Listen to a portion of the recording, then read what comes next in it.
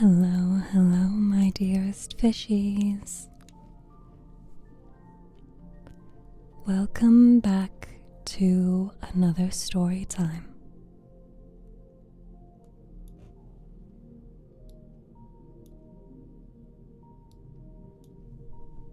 Hello. Congratulations to Wood on being first in Twitch chat.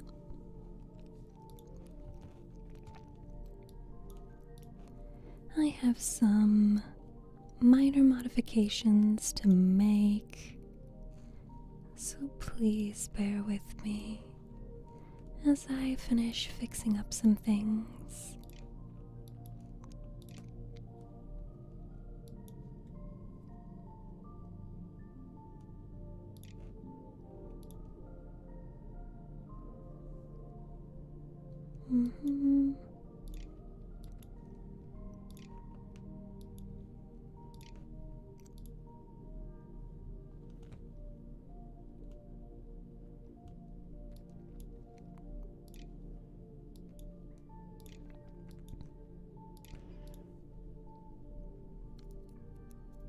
Hi, Crimson. Hi, Mr. Furious. Hello, Lugal. Hello, ASMR Mans.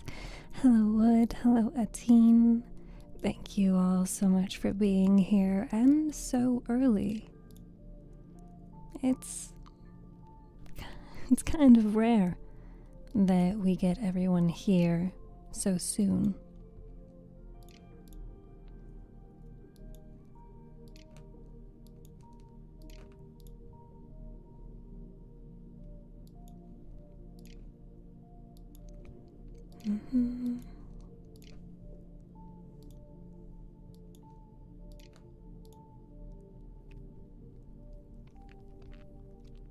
There we go.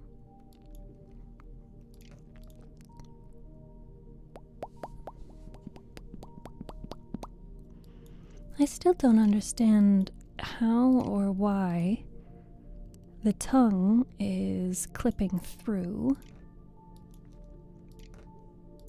but I'll figure it out eventually. I unfortunately have to redo every instance of Wardo that I have and reset all of my parameters, which is what I'm having to do right now. Go through 52 blend shapes and change the parameters for the input and output, but nobody asked. You're just learning something new today.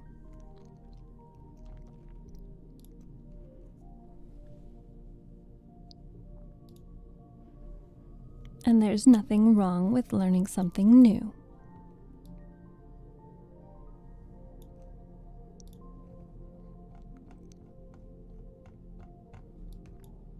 Okay. Though the tongue really does bother me. 9 a.m.? Wow, that is a lot of time. I'm onto a little bit of an audiobook. Well, you are certainly in the right place if you'd like an audiobook. Because I will be narrating a wonderful book called Drown the Stars.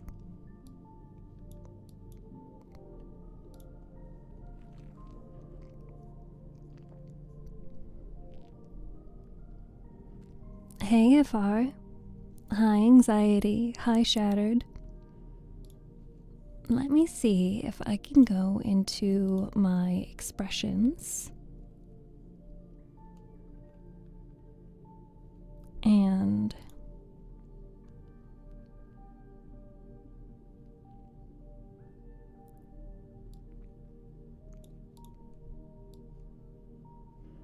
okay, so that one is fine. Let's see, where's the button for the tongue? Can I make the tongue go backward?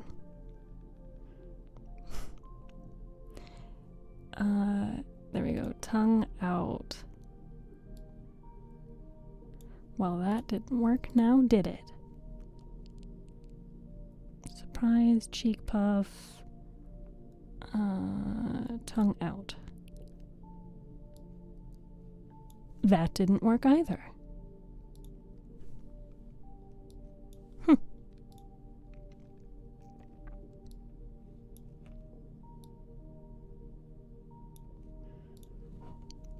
Hello, Juan.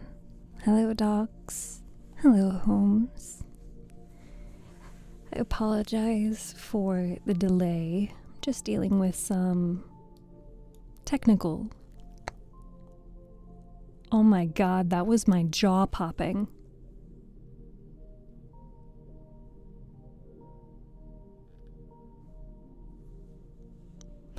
That was so loud.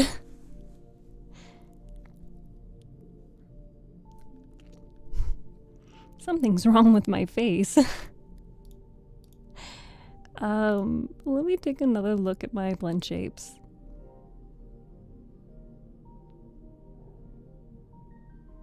See, I didn't want to start over with a brand new file because that would mean that... Aha, found it.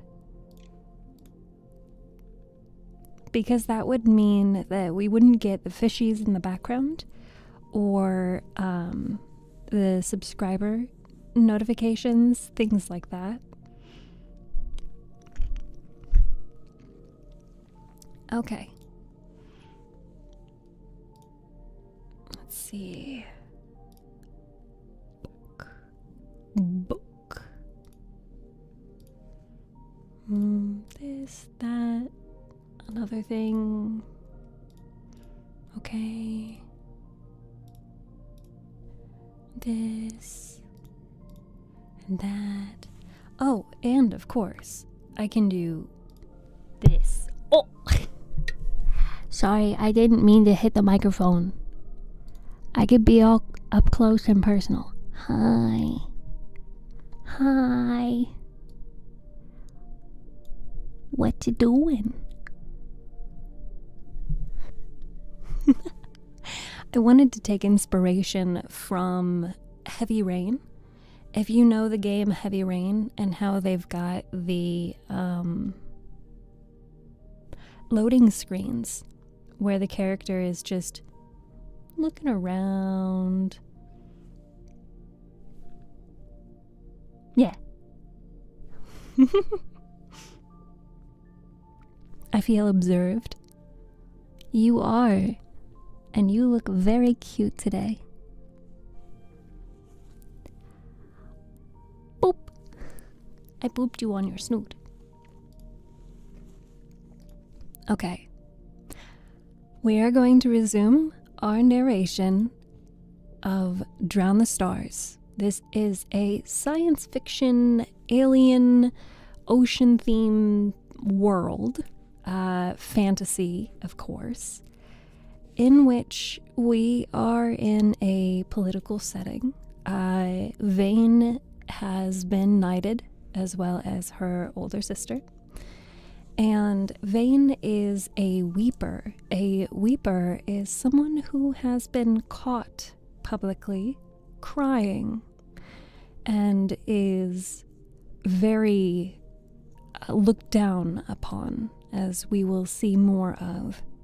If you are interested in getting a copy of this book for yourself, I highly recommend actually going through TikTok Shop. Kiana Chase is the author, and they have the book hosted on TikTok Shop with not only a $10 off coupon, it's normally $20, it is also a signed copy. So that, in my opinion, is really cool, and I personally think that this is a book worth purchasing. So I hope that you enjoy the narration. Don't forget that you can use the lights command as I am reading. And let's go ahead and get a tally in chat who is ready to begin reading Chapter 2? Put a 1 in chat if you are ready for story time.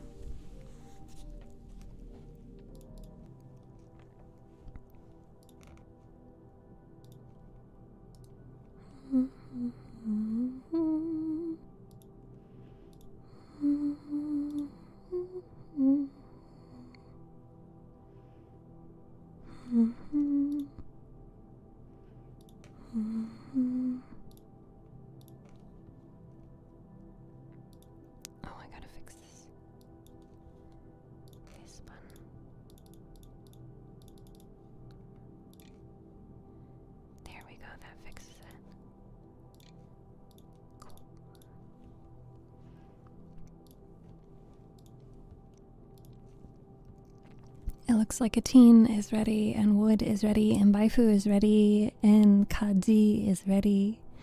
Hello, Jared. Shattered is extra ready.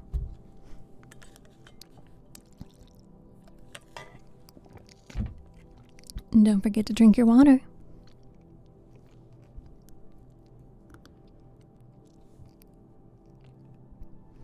Where's my button?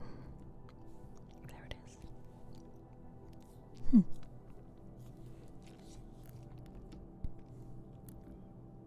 There we go. The button does still work. Nice.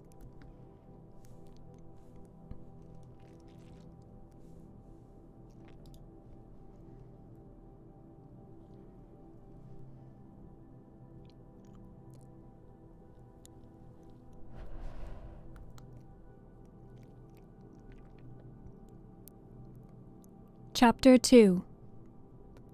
2 weeks and 3 days post Wokma. 7 years before assassination.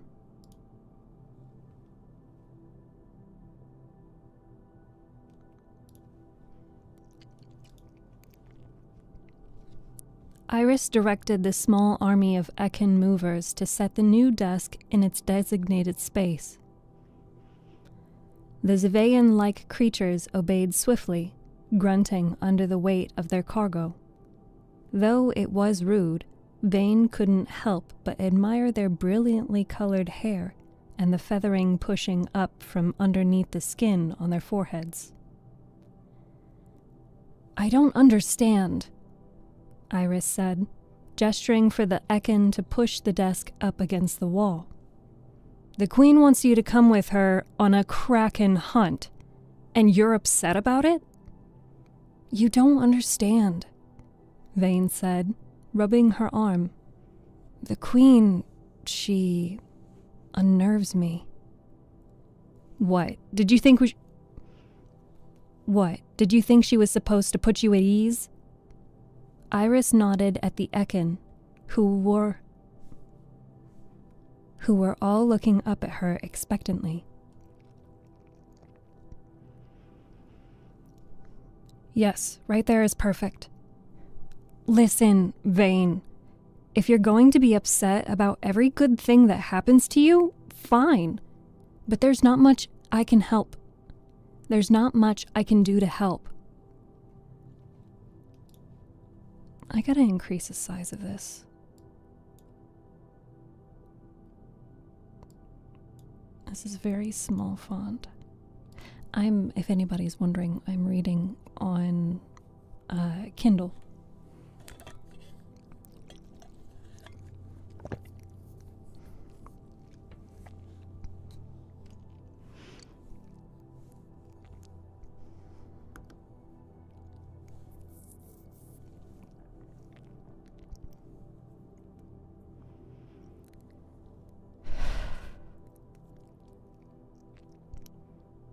"You don't understand," Vane said, rubbing her arm.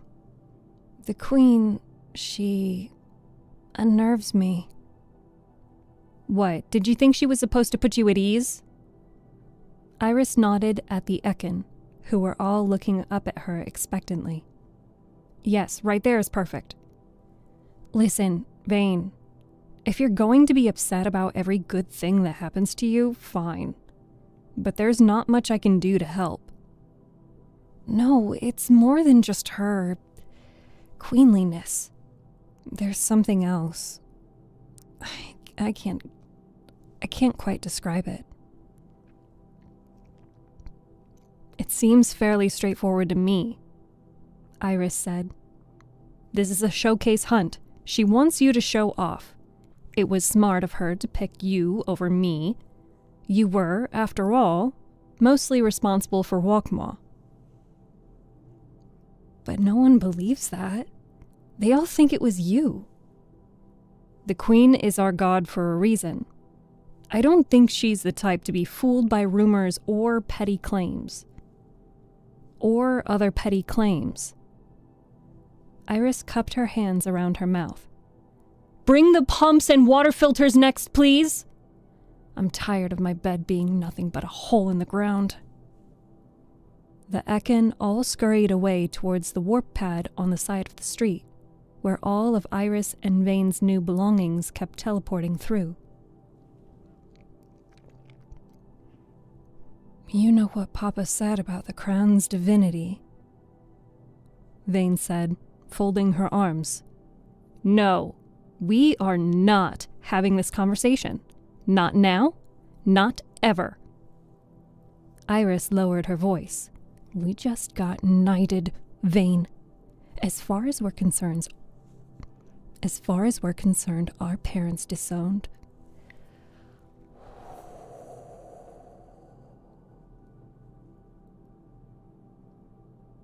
I'm not going to crash out. I am capable of reading. I am literate.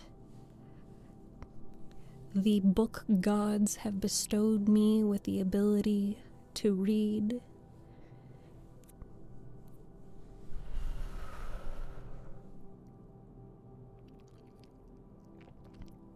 Without making a million mistakes.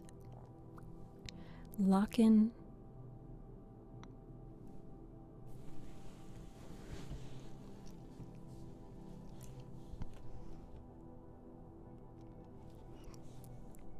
No, we are not having this conversation.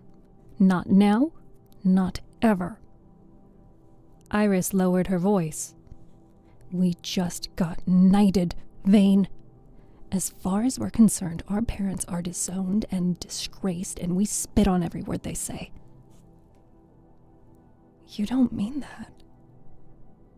Vane was confident about this. The first thing Iris had done with the month's allotment of pearls was send a healthy chunk to their parents. Iris shoved Vane's shoulder and stormed outside, yelling at the Ekin for not moving faster. Vane found herself smiling and quickly rectified. She accepted the vague peace created when Iris left and drank it in, taking the opportunity to survey their new home. It had multiple rooms, at least 6 of them. She herself had 2, one for sleeping, one for working. The entire concept was bizarre to her, but according to the ancient officer they'd brought... But according to the ancient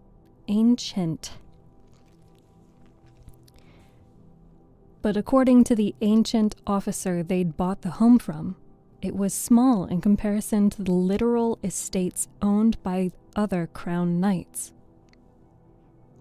That was hard to imagine. Did they all live in palaces of their own? What did they even do with all the space? Vane already felt like she'd been brought to the ocean for the first time. Lost, consumed by the vastness of it. There was one thing it was lacking. One thing all the establishments in the Crown City lacked, actually. Everything was above water. Instead of being submerged, like Vane had imagined her entire life, the walls were damp at best. With only a few inches of water carpeting the floors and hallways. That seemed absurd. Zevayans had gills for a reason, and it wasn't to navigate dry land. One would think that the capital would be situated in the ocean instead of beside it, but apparently not.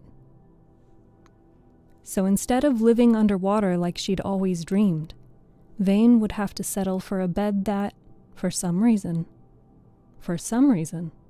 was built to be laid on top of as well as submerged in.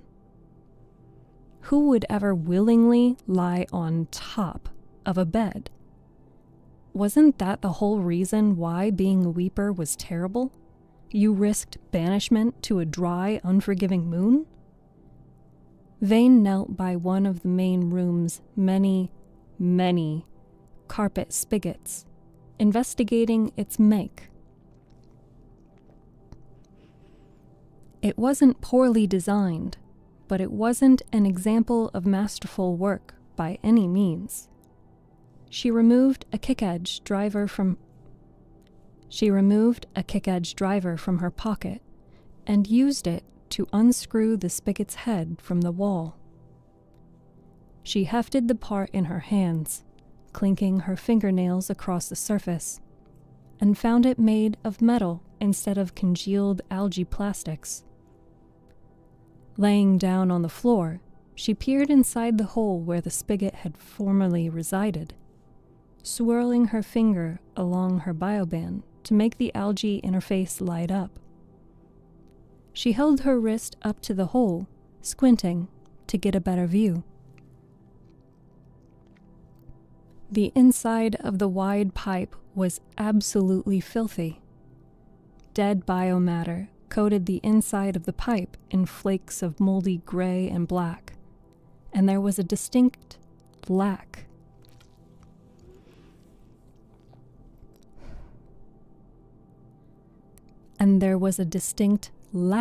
Of any drain.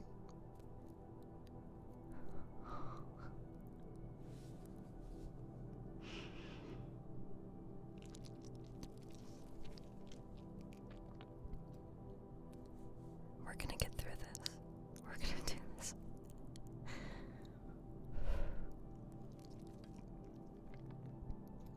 I knew I should have taken that nap before stream.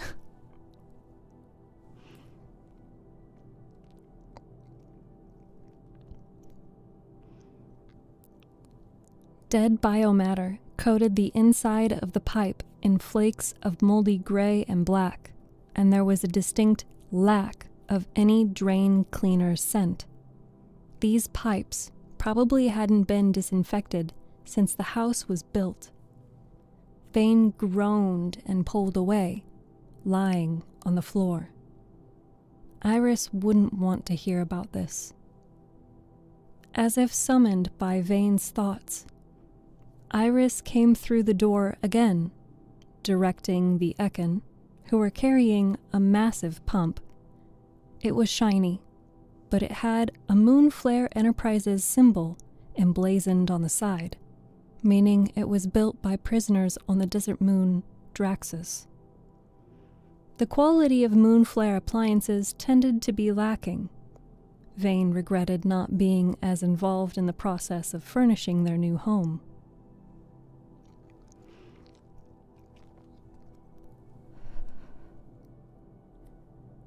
"That goes behind the utility hatch at the end of the hall," Iris called. She glanced down at Vane and frowned. "Is there something exciting about the floor?" "Exciting is one way to put it." Vane swiped her finger along the inside of the carpet pipe, and it came away marbled gray and black. She held up her stained finger, and Iris scowled.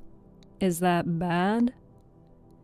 "It means the carpet will be contaminated the instant it flows out of these spigots," Vane said. "We won't be able to keep any koi in here." "Tears," Iris cursed. "What are we supposed to do about it?" "We'll need to buy cleaner boas." The cloth snakes would wind their way through the pipes, expanding and cleaning as they went. Vane had no idea how expensive they were. Commander Zavo had always made someone else buy all the supplies after she'd been caught negotiating with scroungers for extra junk. "But the koi are arriving tonight," Iris said. "You were very insistent about that." I know. I should have been more careful and checked the pipes beforehand." Vane got to her feet, wiping her finger on her pants. She felt stupid for not checking the house more thoroughly. It was just so hard to focus on housekeeping. Vane hadn't been able to sleep at night, and instead found herself nodding off during the day. Even when she was awake, the nightmares clawed up from behind her eyelids, threatening to dig into her soul and drag her under.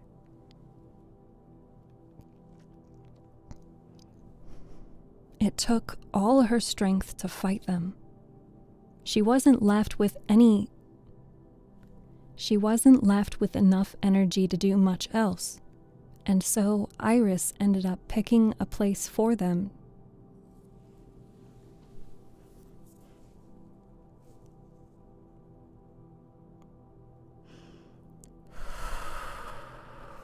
I keep making mistakes.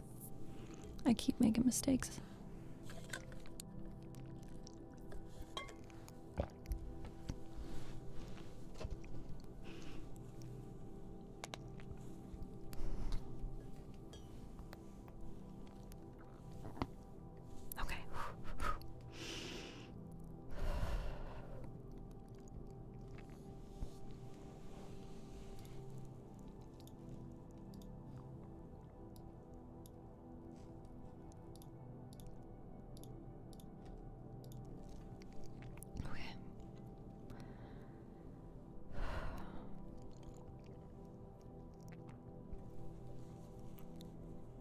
It took all her strength to fight them.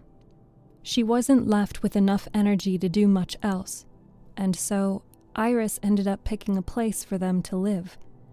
Iris ended up buying all the appliances, and Iris ended up directing the Ekin where to place their things. Today, she would stop being completely useless. She wandered outside, squinting in the sunlight, and shielded her face as she made her way down the walking path, water rushing over her bare toes. Zavo would have had her eating maggots for going anywhere without her boots, but his constant vigilance and paranoia hadn't been enough to save him. Vane dug through the belongings piled next to the warp pad, most of them freshly purchased, until she found a small box made from artificial coral. She carefully carried it inside and to the room designated to be her workshop, where she sat cross-legged on the floor and began removing the contents. Lightning wires, propulsion powder, conduction plate. It was incredible how easy it had been to get her hands on this stuff now that she was a knight. She'd been able to walk into a store and just order it, no questions asked. In the past, she'd acquired these materials by trading with scroungers, risking intense disciplinary action. Now, nobody knew and nobody cared. Vane went to work, carefully constructing a tiny device, while the din of Iris and the Ekin echoed in the background. Eventually, that faded away too, and all that mattered were the components between her fingers, slowly becoming something new. She expanded her bioband up to her elbow and used it to research concepts she was unfamiliar with. This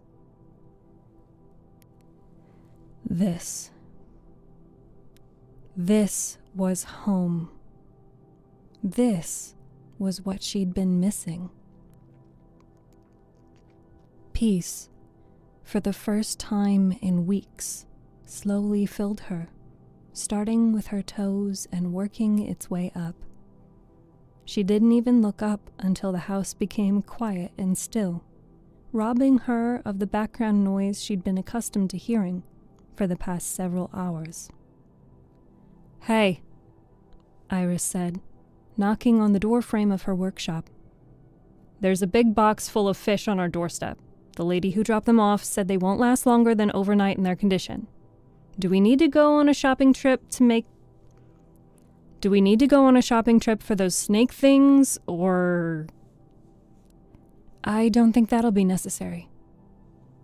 Vane held up the result of several hours of work, a small white pill dusted in metallic powder. "What is that?" Iris asked, folding her arms. "A solution. I suggest you leave the house." Vane stood up and made her way to the main room, where the spigot still lay on the ground. She placed the pill inside the exposed pipe, and the device almost instantly...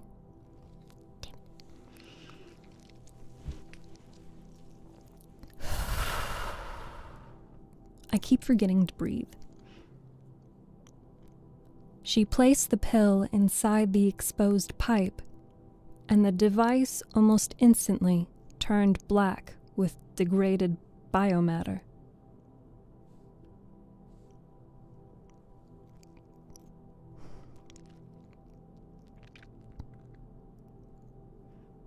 "I'm not going to leave the house," Iris said, leaning against the wall.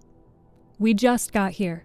I want to switch on the pumps, get the carpet flowing, fill up my bed, and go to sleep." Vane briefly scanned the pile of assorted weapons in the corner and selected a blast trident.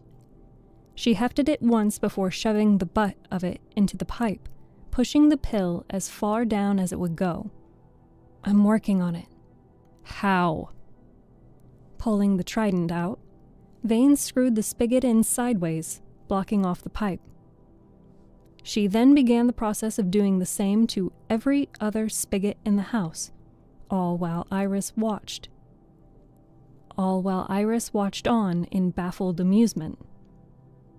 "Are you going to tell me what you're doing?" Iris asked, lifting an eyebrow. "Saving money," Vane finished, brushing black debris from her fingers. She checked her bioband, making sure that it was still connected to the pill, and grabbed Iris's wrist. "We should go outside." "Why? Is there something..." Vane just pulled her out of the house and inserted earplugs into her ears. "Cover your ears." Iris's eyes widened, frills fanning out, then narrowing into thin spires. "No, you are not going to set off an explosion in our brand new house." "It'll be fine."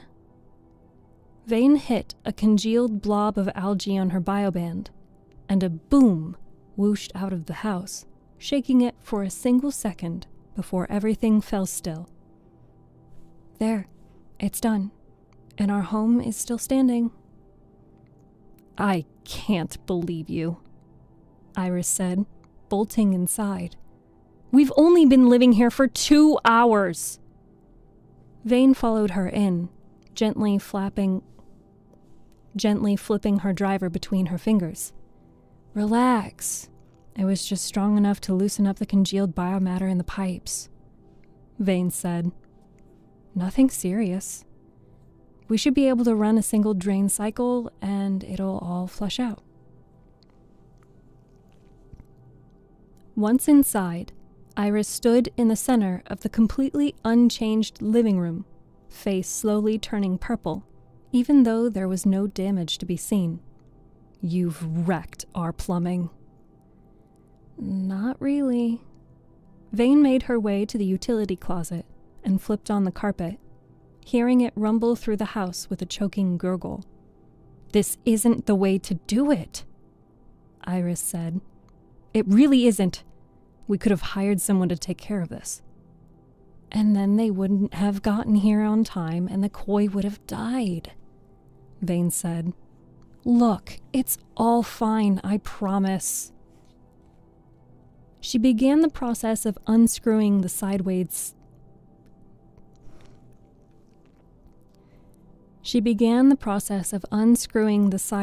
spigots, and thick black sludge gushed out of every single one. See? It worked perfectly. By the crown, Iris muttered. Vane let herself grin. It didn't take long to collect the sludge and let the rest filter out, and within the hour the house was filled with ankle-deep carpet and 10 brightly colored koi. She was happy until she remembered the upcoming trip and the trap the queen had definitely laid out for her. Iris must have noticed her expression change. Are you all right, Vane? No, she wasn't. 2 weeks ago, she'd been a low-ranking engineer who was unlikely to see another sunset. Now she was expected to accompany the queen on a kraken hunt? Never mind the fact that she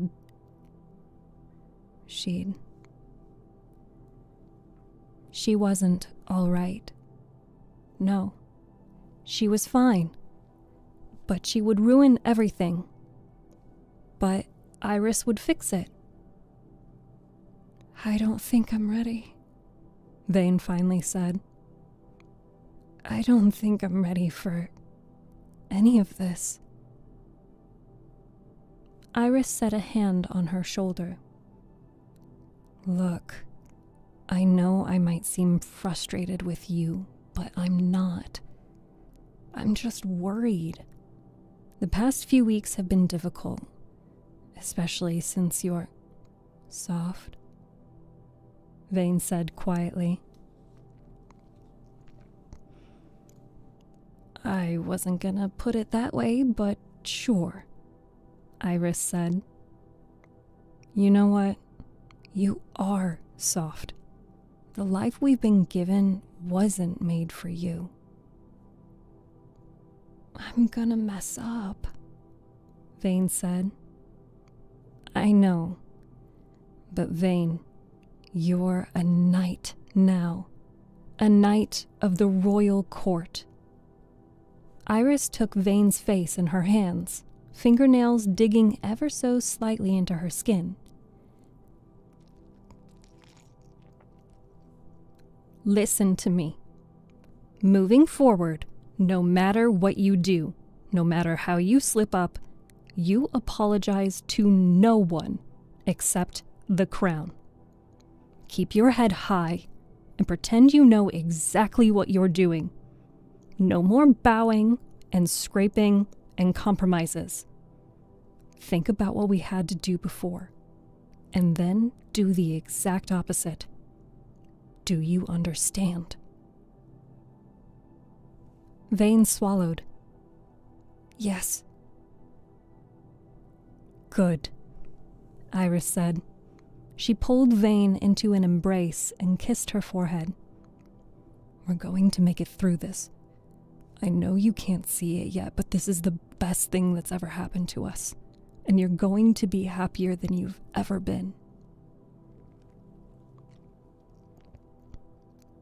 Maybe that was true. But it wasn't true for anyone Vane had encountered on Walkmaw.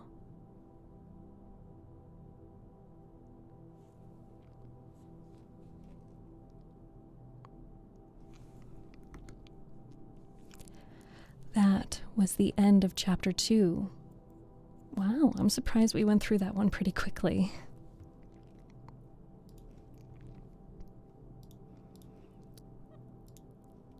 I'm trying to withhold myself and not apologize for not being good at reading. I'm trying not to apologize.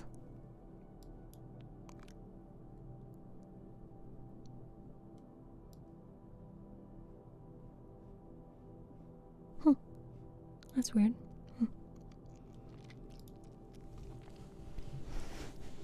Thank you, Tank. You're very sweet. It was indeed quick, yes. We are going to read chapter 4 because Mama ain't raised no quitter. That's funny. Oh, right, yeah. So this book, for some reason on Kindle, does not actually show that there are chapters in the book. I don't know what happened with that, but normally when you read a book on Kindle, the book will actually have a timer to break down how long you spend reading the chapters, and usually that helps me gauge, like, okay, how long is it going to take me to read the next chapter? Unfortunately, I can't do that with this one.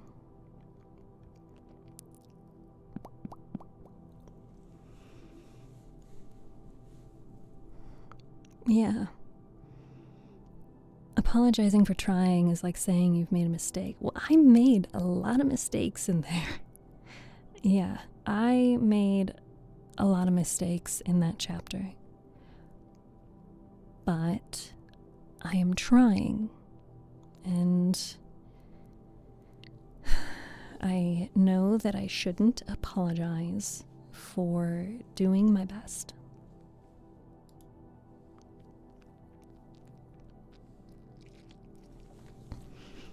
Don't forget to drink water.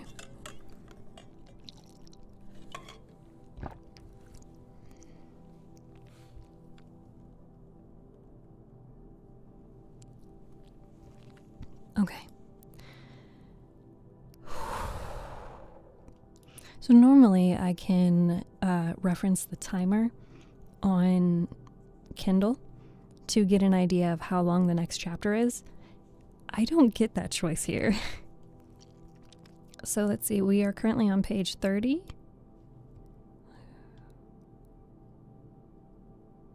And the next chapter is 42. What we just read was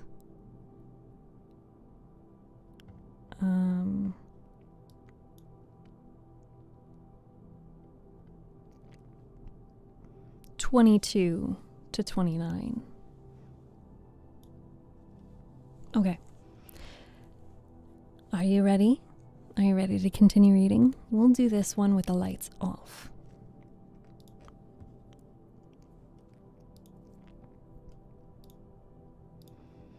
Put a 1 in chat if you are ready to resume reading.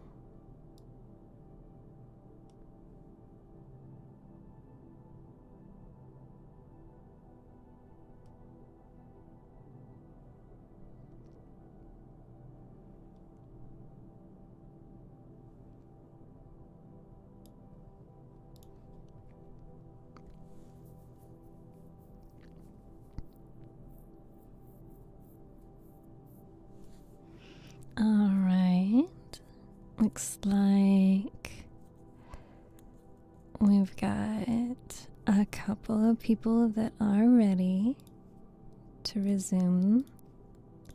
I'm going to calibrate my hand tracking again. There we go.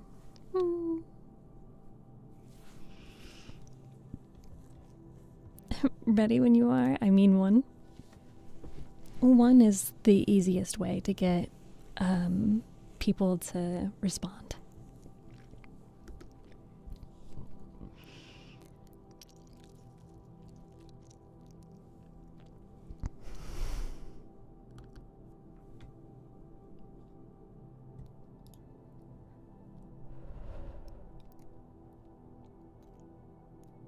Chapter 3. 3 weeks post Wakma. 7 years before assassination. Vane's first day as tutor arrived quicker than she'd expected.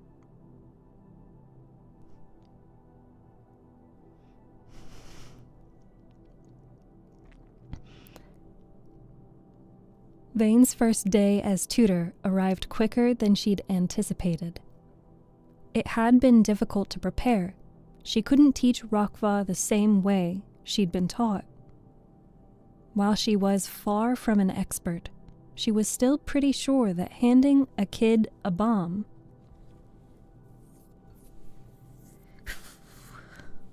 I can read, I can read, I can read, I can read, I can read, I can read, I can read.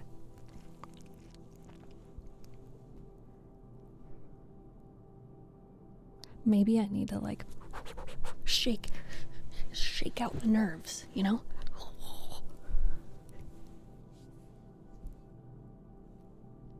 While she was far from an expert, she was still pretty sure that handing the kid a bomb, sending him outside, and telling him to dismantle it without blowing himself up would not go over well with his mother. Vane rubbed a hand along the gills on the side of her neck and grimaced. She'd assumed she wouldn't be teaching for another 2 weeks, at least. But the palace officials moved fast.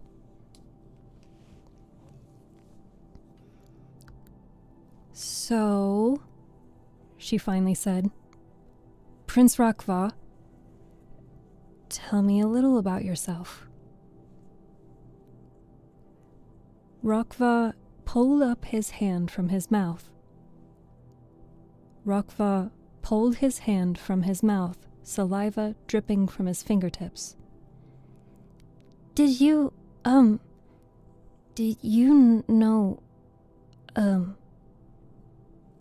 that... How do I sound like a 2-year-old again?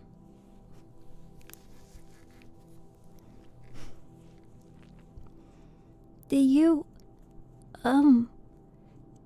you know, that my big sister, she's gonna rule the whole tear-stained galaxy when my parents die? Vane blinked, a little surprised to hear such a violent curse coming from the mouth of one so young. Hey, maybe don't use that word, okay? Galaxy? The kid tilted his head, wiping his fingers off on his double-breasted jacket. What else am I supposed to say? No, the other one. The word right before you said galaxy. Tears. She was bad at this. She'd assumed working with the kid would be easy. You know, what would be cool? What I would like? The kid asked, swinging his feet a little faster.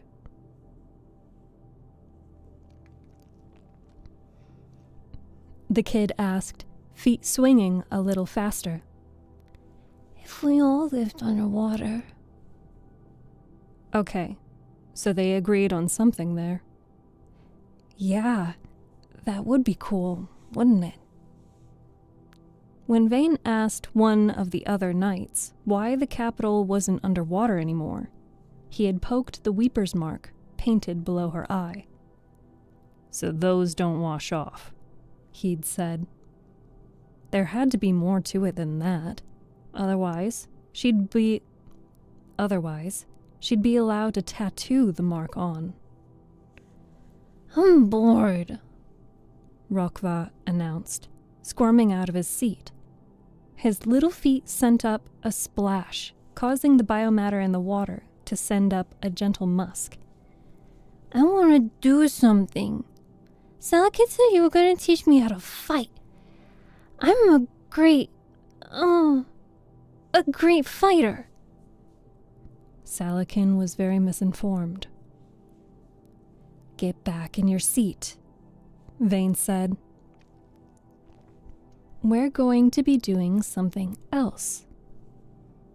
Nothing had gone planned. Nothing had gone as planned so far, and she had a feeling that would continue to be a trend.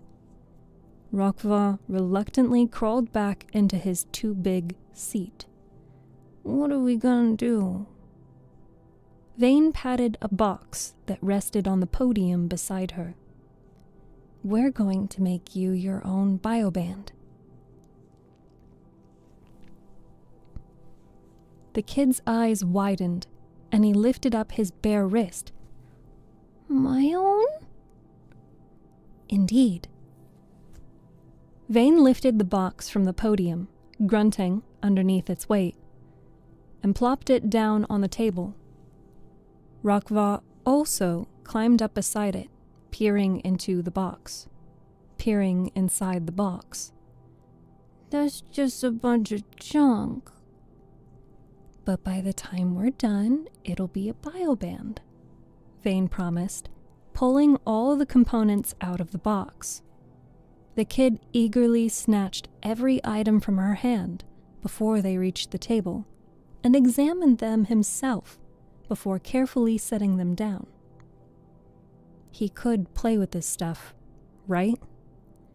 It was all non-toxic, as far as she was aware. And even if it wasn't, she didn't think the young prince would put any of it in his mouth. He wasn't a baby anymore. Even before Vane completed the thought, Rokva pried open the container of gray gelatinous biomatter and dug his fingers in, bringing it up to his lips. Vane snatched it out of his hands just in time and made a mental note to stop expecting the kid to make smart decisions. That's not for eating, Vane said. We need it to make your bioband. Rokva pouted and folded his arms, leaning back. Why can't you just give it to me?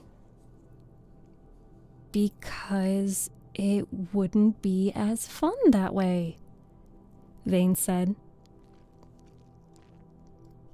She sat next to him and tapped her own bioband.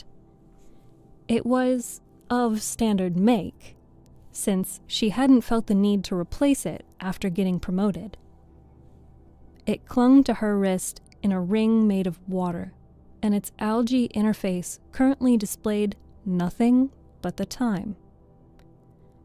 Rokva poked at the numbers, and they scattered into glowing globs of green beneath his touch. You could give me yours. Vane chuckled. That's not how it works, my liege. Then show me how it does work. Okay, but first you have to promise me something, Vane said, resisting the urge to tap his nose. What? That you won't try to eat anything else. This equipment is not good for you, and it tastes terrible.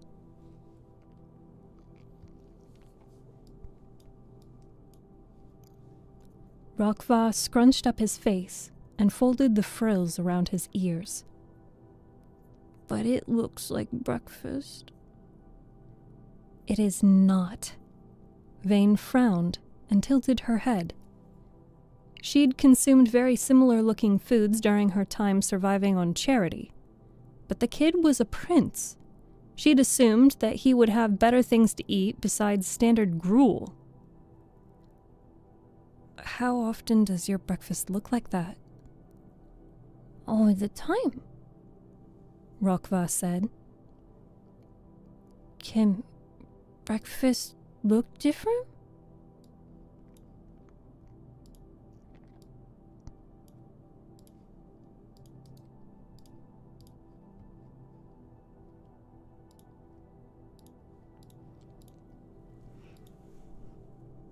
Vane didn't know how to respond. So, she cleared her throat and handed the kid a bottle of biowater Don't drink that. Can you unscrew the bottle? Mm-hmm. Rokva squeezed the bottle with both of his tiny hands, not even going for the cap. I got it. Here, let me... I got it! Rokva squealed, pulling away from her. Vane sighed and leaned back, deciding to let the kids struggle for a while before offering help. He eventually dropped the bottle on the table, his frills drooping. It's broken. Vane loosened the cap with 2 fingers and handed him the bottle. The next 15 minutes were spent teaching the kid how to knead the biomatter to activate it and familiarize it with his own biological material. The task absorbed all his focus, and Vane even felt comfortable enough to hand him tools.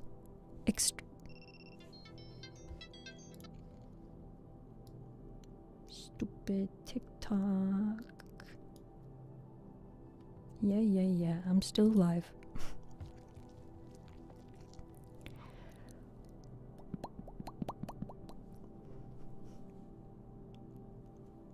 Instructing him to get the stuff into a perfect sphere. Spear? Oh. Instructing him to get the stuff into a perfect I can say the word! Sphere. Sphere. I'm gonna have a heart attack.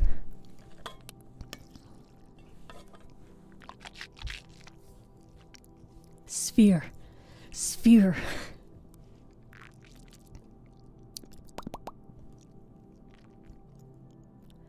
Okay, slow and steady. Okay. Hey, thank you, TikTok, for 9,666 followers. Thank you.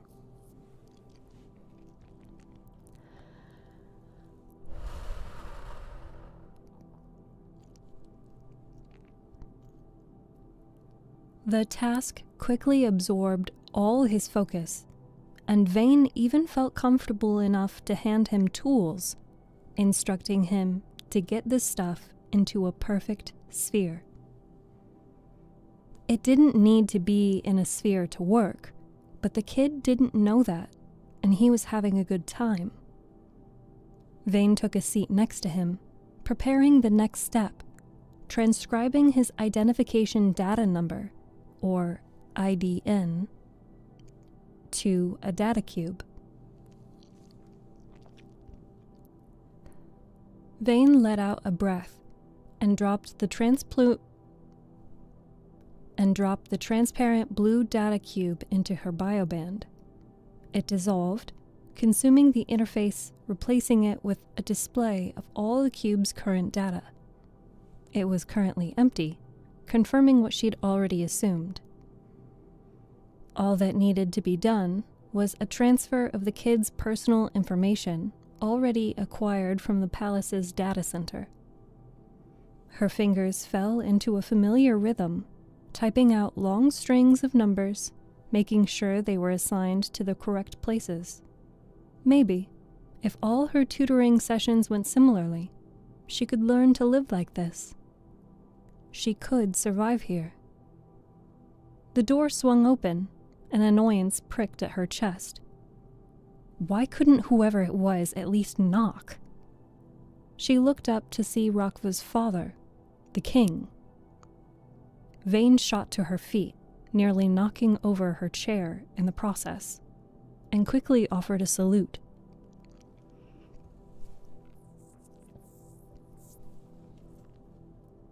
The king stepped into the room, and a member of his entourage tried to enter as well. He shooed them away and tapped his bioband against the room's access panel. The door slid shut behind him with a clunk. Don't shake, Vane thought, bowing in the king's direction. She hadn't interacted with the king since she'd sworn her oath as a knight.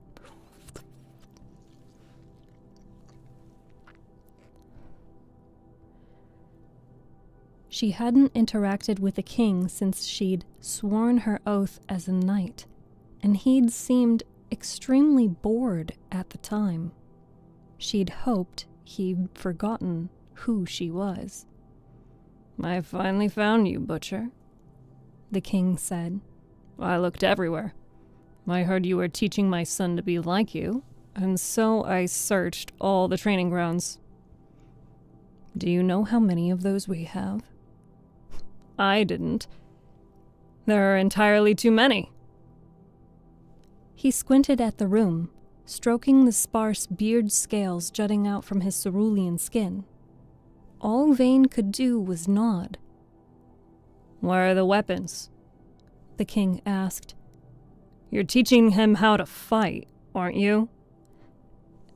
Eventually," Vane stammered. "Today, we're getting his bioband set up." In truth, she'd never anticipated she'd teach the kid how to fight. The king grunted. "I know he's just a backup, but I'll die before any of mine is useless on the battlefield." "Understood, Your Majesty." Maybe she could get Iris to help with some of the kid's combat training. Didn't he have a separate tutor for combat? Or was she it? "I'm sure you'll take care of it." The king fluttered his fingers again and took a step closer to her.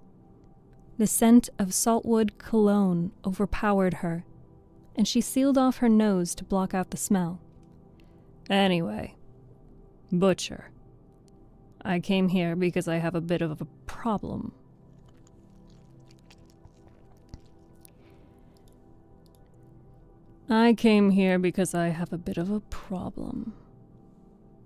Vane nodded, waiting for him to explain. What kind of problem could he possibly expect her to fix? She'd only been a knight for, what, 2 weeks? Less? "I'm looking for a bomb big enough to blow through The king glanced at his bioband. Nova Tier planetary shield." Vane nearly choked. Nova Tier shields absorbed and dispersed all fire while active. They required a massive amount of energy to function, so they were usually dealt with by placing the planet under siege and waiting until their power inevitably dried up and the shields shut off. "Have you asked any of your engineers about this problem?" she asked, unsure why he was asking her instead of one of the people who studied shields for a living. "No," the king said with a scoff. "Why would I? Cowards and weepers, a lot of them." Vane touched her face, making sure her weeper's mark was still there. "You're different," the king said. "You actually snuck a bomb past one of those Nova Shield things and blew up a whole city. As for the weeper thing, I heard you'd only just turned 12 when you got your mark. Really, it shouldn't have counted." Vane didn't argue with him, but she didn't agree either. Only one of his statements was correct. "Cadet thinks we made a mistake promoting you," the king said, plopping on the table. His feet swung like that of a child's, and his hand knocked aside Rokva's project. The prince squeaked, scrambling to catch his tiny tools before they splashed in the carpet. "He says we should have given you an honorary title rather than a real one."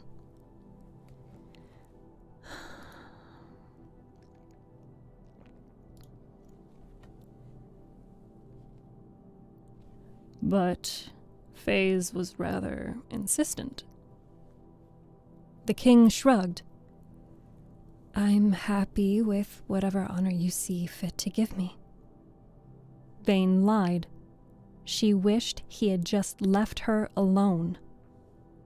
"If you win this battle for me, I think you'll have truly earned your spot in the palace," the king said. He flashed a taboo smile, making Vane's stomach twist in on itself.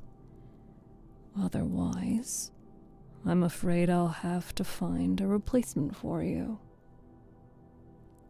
Vane swallowed and bowed her head again. Yes, Your Majesty. The king placed a hand on her skull, mussing her hair like he would a child's. If you're going to be teaching my kid, you better know what you're talking about. So come to me within the next 2 days with a bomb that'll blow those shields apart, or I'll tell everyone I saw you weep twice. That would earn her an additional 2 marks. That would earn her 2 additional marks. And a one-way trip to Draxus, the desert moon.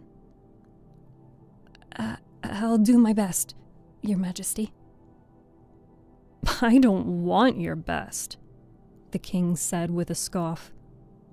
I just want to win. I'm tired of waiting around.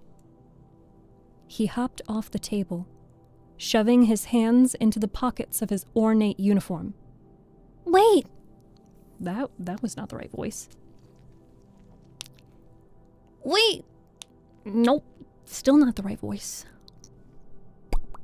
How do I sound like a 2-year-old? All right, chat. Channel your inner 2-year-old.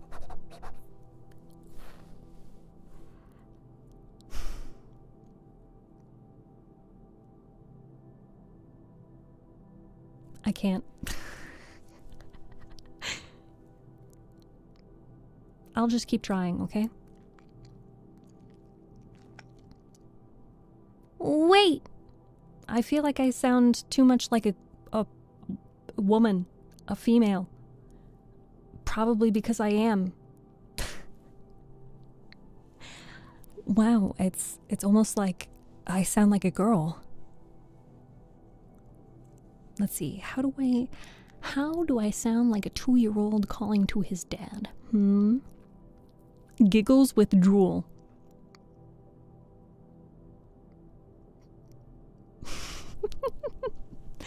Okay.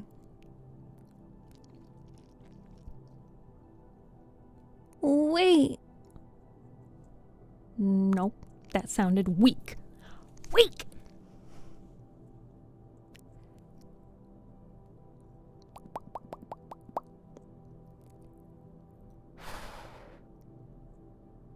It's also hard being put on the spot when, like, I'm streaming and I'm also recording this, so, like... Wait, Rakva blurted, holding up his vaguely sphere-shaped mass of biomatter. Dad, look what I... Before the kid could finish, the king left the room, letting the door hiss shut behind him. Rakva deflated. Pulling his project closer to his chest. You did good, kid, Vane said softly, even as she wanted to scream and sob and curl into a ball on the floor and open up her gills and wait for the fancy biowater carpet to poison her. In fact, I think it's almost ready to turn into a bioband. The kid's eyes lit up and his gaze fixed on her. Really? Yeah. Vane sat down next to him, placing her hands in her lap. They spent the next few minutes slowly applying activation water to Rakva's lump of biomatter until the gray stuff disappeared, leaving a disk of clear, undulating water. Normally, this process would have taken no more than a few seconds, but she let the prince do most of it himself. As a result, most of the water spilled onto the ground. Okay, she said, tapping her bioband twice. A data cube rose from the band's surface and gently spun, data lazily drifting across its surface. Put your wrist on the Put your wrist on the biowater disc. Rakva obeyed, excitement leaking out from him in the form of wriggles and giggles. I said that too excitedly. I have to say that like I'm an audiobook narrator. Don't forget to drink your water.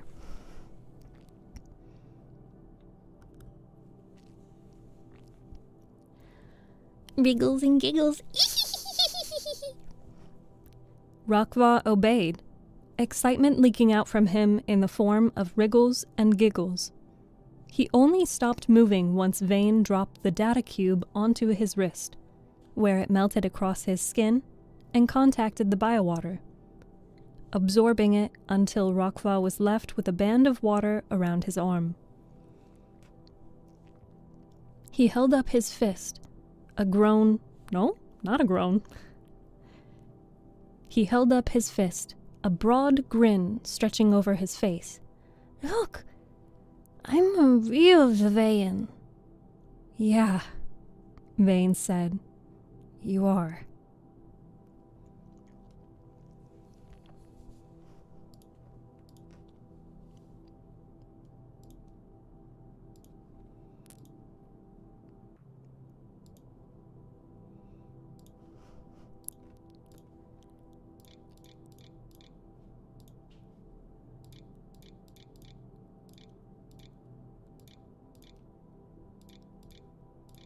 That's really funny.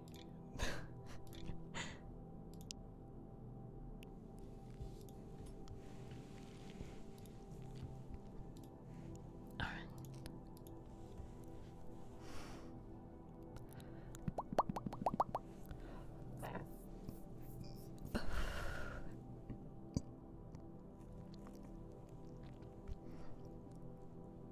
Vane could tell the head engineer didn't want her here.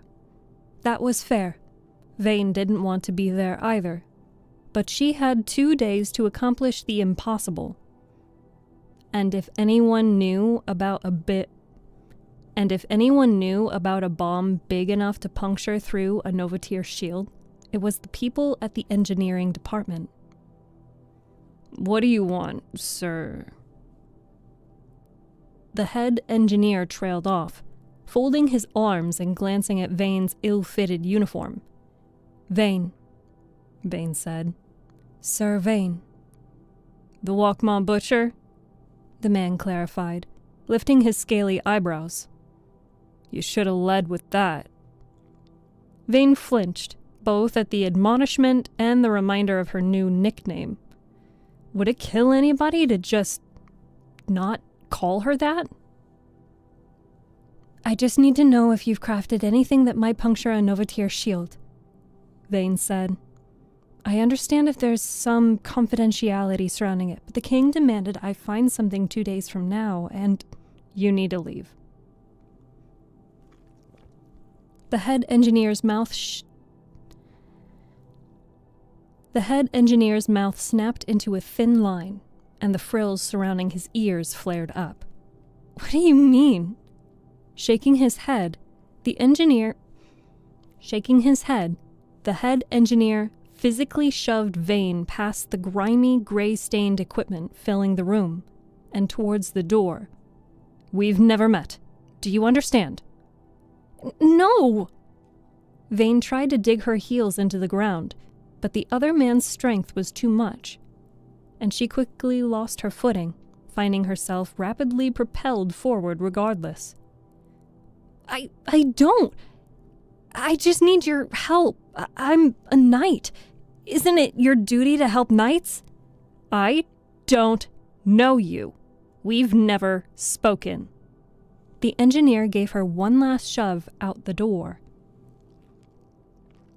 Before Vane could do anything, the engineer tapped his bioband against the room's access panel, slamming the door shut. Despite all the trouble, Vane still wasn't any closer to fulfilling the king's request. If Iris had been the one demanding information, they would have given it to her. If they'd tried to shove her out the door, she would have made sure none of them would be able to walk for at least a week. But Iris was good at the important things. Her father had been right. The royal court cared more about maintaining status than they did getting things done. If that engineer truly was loyal to the king, he would have helped.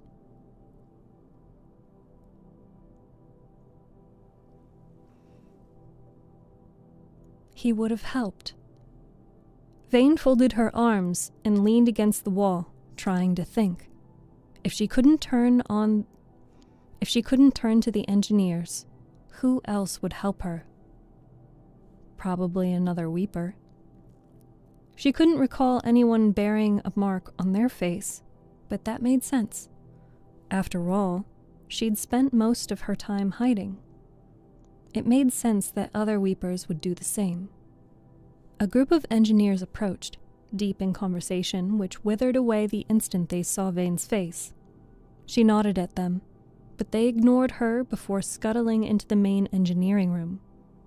Her frills pricked upward, catching flickers of words like butcher and danger. Stupid. They weren't in danger because of her. Vane peeled her body away from the wall, which was far dingier than any other she'd encountered on the royal campus, and made her way to the warp pad around the corner. Just seeing the device made her a little bit squeamish. She'd never been able to afford using warp pads growing up. Tears, they could barely afford any public transportation. But the campus was built in such an odd, twisting, sprawling way that even elevators were worse than useless in some places. So instead, the architects resorted to putting at least one warp pad on every floor. Someone really should have told them that stairs could be used in more than just emergency situations. Vane stepped into the alcove housing the warp pad, feet vibrating as they entered the glowing blue surface. "Data center," Vane said aloud. Her vision became consumed in blue, her body transformed into nausea and static, and she collapsed, limbs refusing to function. It was like entering the antiplane, but worse. Tears. She'd been hoping that it would be better the 5th time, but she ended up humiliating herself just as badly as she had the first occasion she'd used this device. Stifling a groan, Vane pushed herself up from her hands and knees and tottered out of the warp alcove. We're going to do that one again.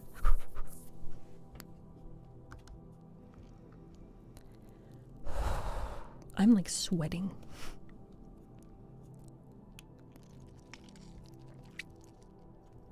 Stifling a groan, Vane pushed herself up from her hands and knees and tottered out of the warp alcove, where the hallway had transformed into one slightly more elaborate than the one housing the engineers.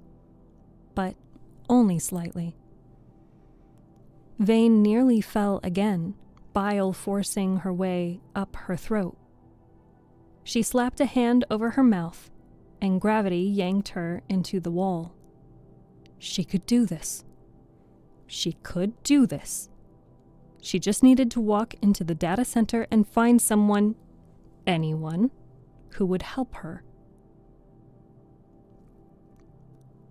After a few minutes of holding back vomit and ignoring the judgmental glances of everyone who passed, Vane managed to straighten up and put one foot in front of the other.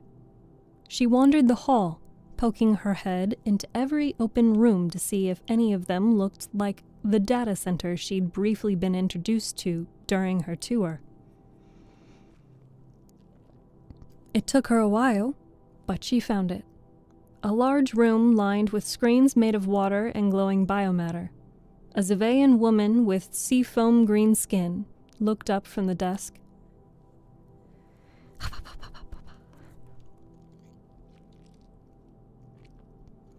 A Zevayan woman with seafoam green skin looked up from a desk in the center of the room, and she squinted at Vane's face, reaching for something at the side of the desk, while her marooned frills slowly extended to their full length. Hello? Vane said, gently waving. I'm Sir Vane. I was granted knighthood 2 weeks ago. The Walkmaw Butcher, the woman murmured.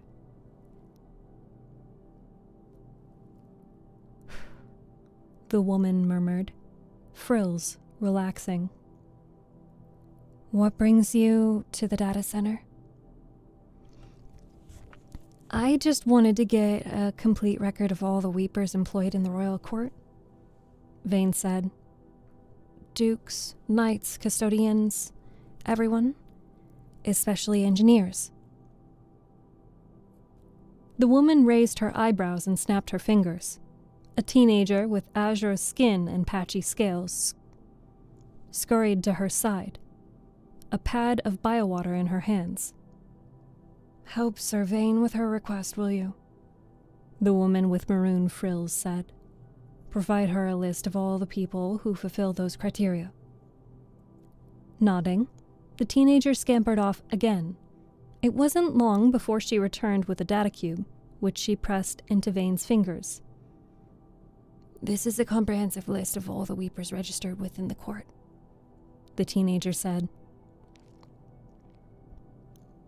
Vane dropped the cube into her bioband, and it melted into the water before rising up to display a single name. Sir Vane, Knight of Prince Rokva.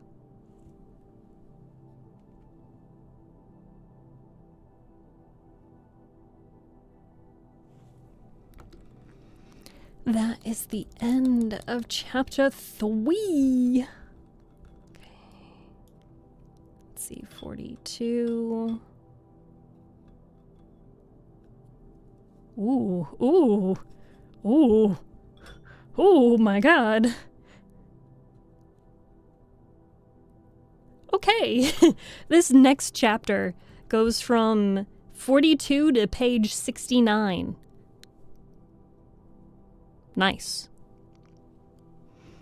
But that's a very big chapter. Yes, we did do it. My voice hurts now. It doesn't take much, huh? Yes, lucky number. Fancy number. Yeah, I don't know why my voice hurts now. Let's see, how many pages is that? That's 27 pages. That's a lot of pages. So tomorrow, when I read at 3 p.m. Eastern Time Zone, we will resume on chapter 4. 3 weeks and 1 day post Walkmaw, in which Vane is going to hopefully make progress on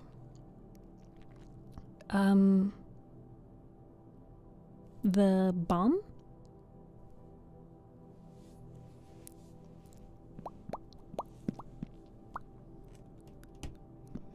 I want to figure this out.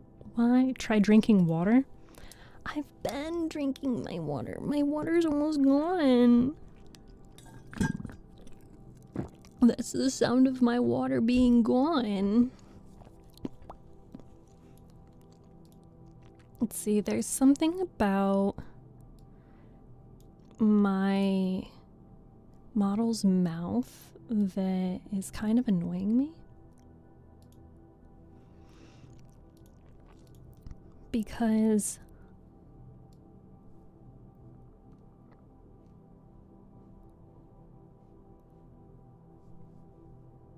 okay, yeah, I see it. My tongue is still clipping through my mouth.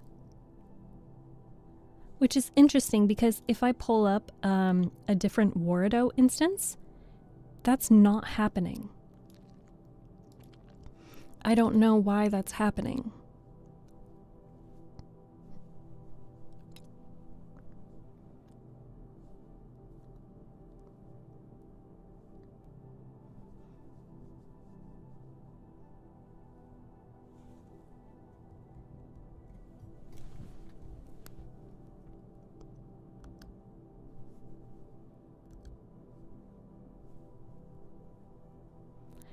Is your tongue jiggly like this?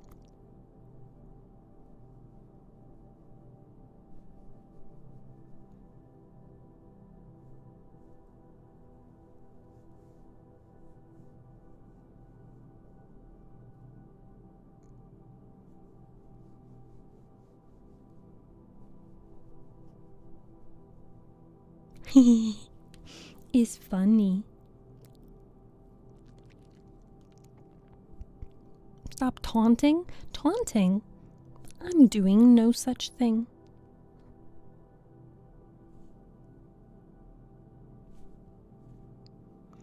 Let me see if there's something that I can do to make the tongue not be so forward.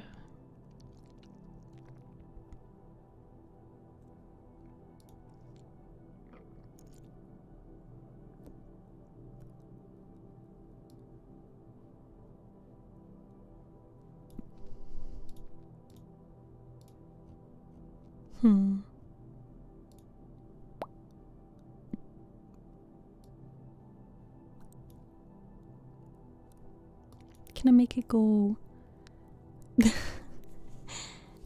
No, we're not gonna have tongue ASMR. That's weird.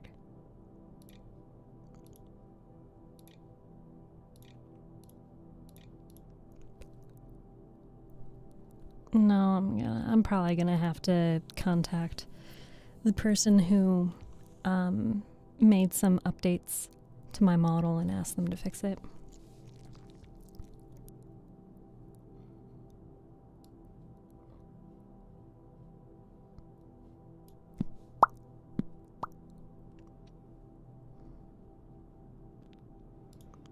Meow, meow, meow, meow. Meow, meow, meow. It bothers me. Eep. Eep. But yeah, if I pull up like a different instance of Wordo, I won't do it because all of the fishies will go away. But if I do that, then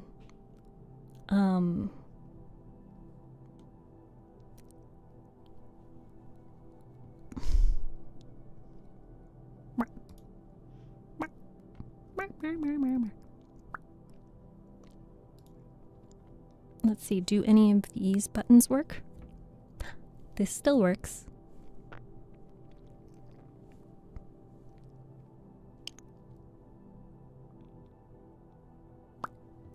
Where is the...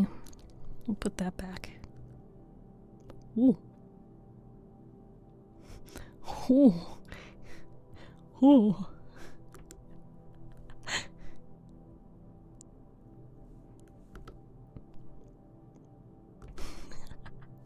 They're so dramatic.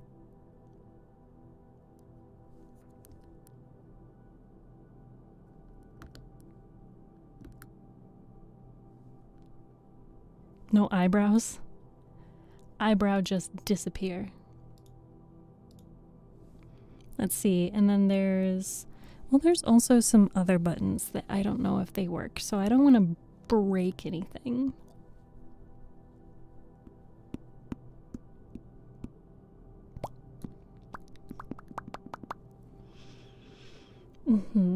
Oh, I can turn on the hat. I know you guys like the hat.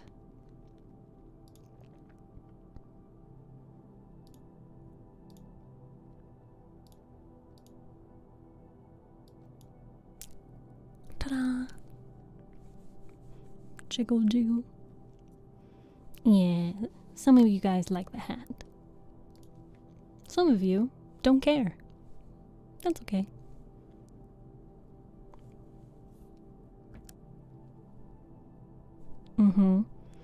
It's a jellyfish hat.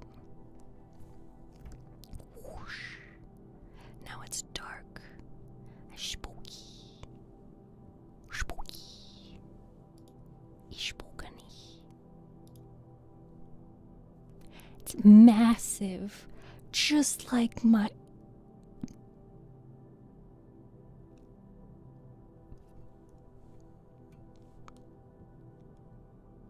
Hee.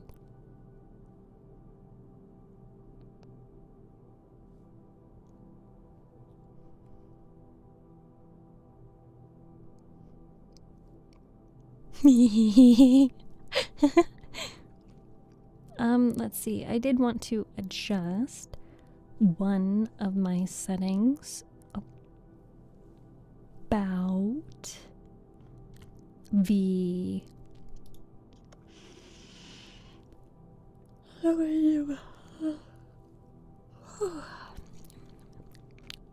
I knew I should have taken that nap before stream. Okay, it's this one that I want to have this. Yeah. TikTok, you're fine. You're connected. All right? My internet works.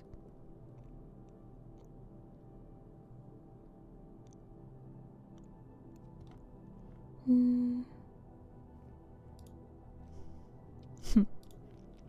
don't feel like it's doing it.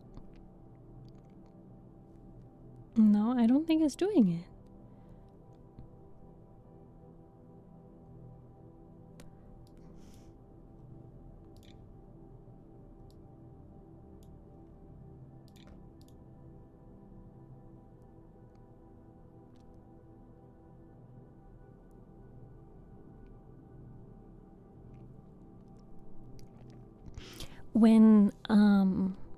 When I squint, my eyeballs, they're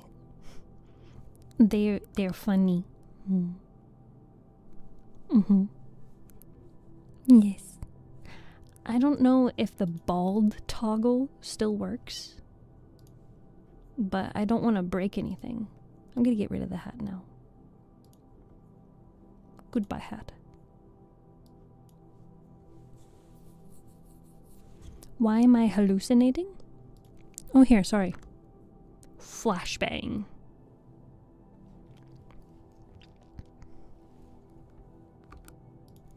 Peekaboo. Are you still awake? Do you need a bedtime story? I can give you a bedtime story. Yeah. Steph, jump scare? What? You don't want me being this close to you? It's okay. I won't hurt you too much. Hi, Thornbird. It's good to see you. I'm scared. But don't be scared. Yet.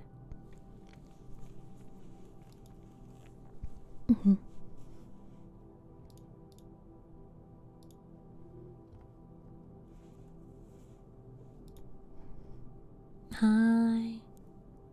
Hello. Chores? I guess chores have to be done at some point.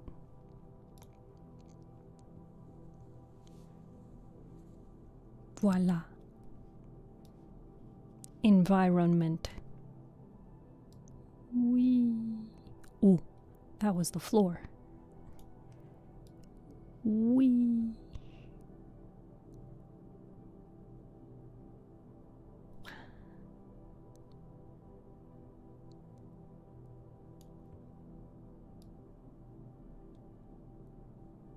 Ta-da! We get the ocean background. My cool little room. Yeah. Which do you guys like? Having the cool background or having no background? Cool background? No background. Cool background? I mean, I could also do these.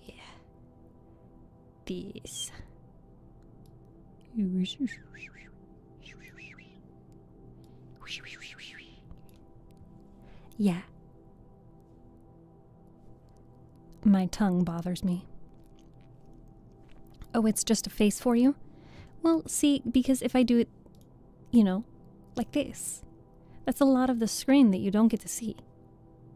Or you could just, you know, have my face. I mean, do you guys want to see everything? The rocky background? Do you like the rocky background or a no background? You like the face? Okay. We'll keep the face. Hello! Hi!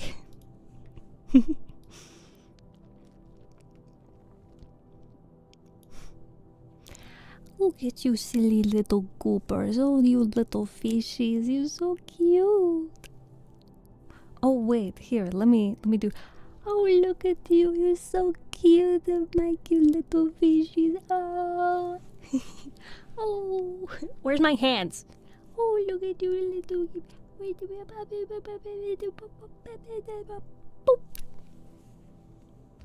Boop.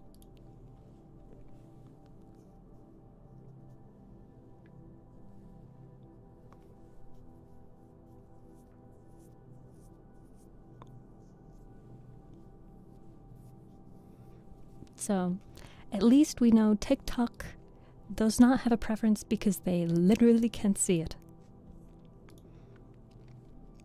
But any of our Twitch viewers or YouTube viewers or any of the TikTok viewers who want to, you know, turn their screen horizontally, you guys get that view. We can go into the rocks. We're under the ground.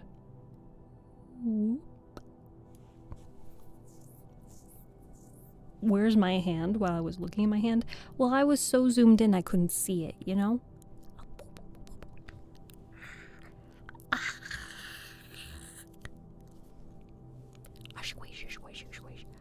I get to squish my buns. Squish, squish, squish. Squish, squish, squish.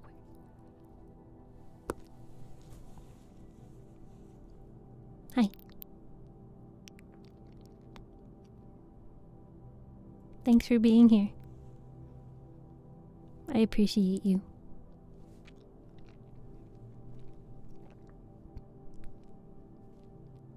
Turn my screen? Blasphemy. I don't think that's so blasphemous. Hello. Hi, Cloven.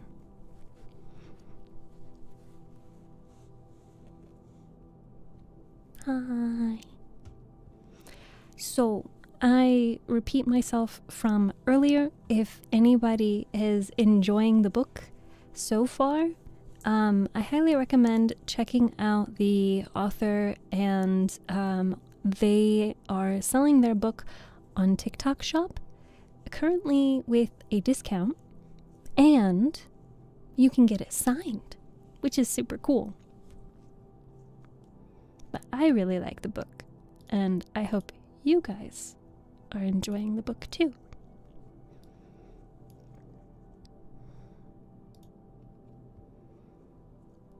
Your videos are really nice. Your videos really help me and are soothing to listen to. You're welcome. I enjoy making them. And, you know, they do hit home for me as well. So, I get emotional to my own videos. The social media videos.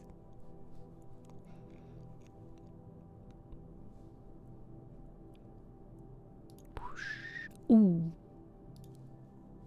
Ooh. Here, let me do this. Whoosh. Whoa, that's a lot of color. Hold on. Hold on, we gotta make the environment go away.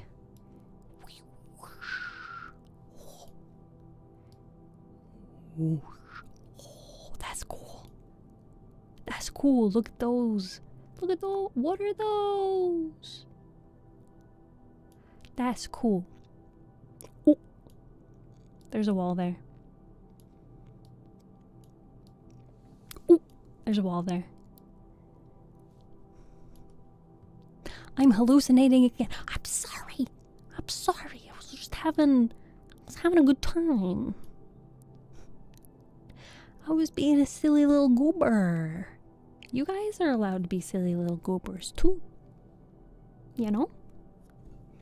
Gooberness unite.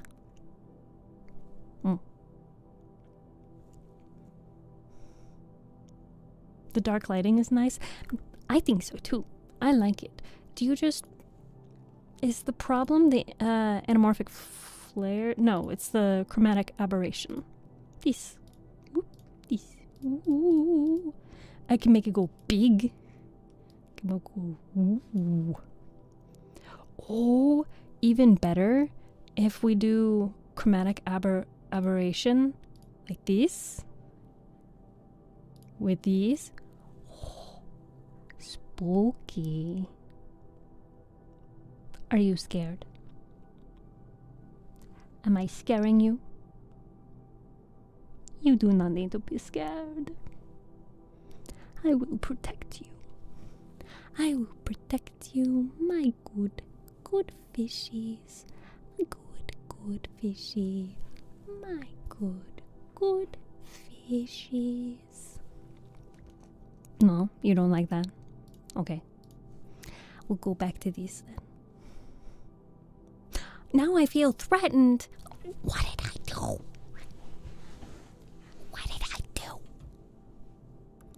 I'm just being a cutie pie.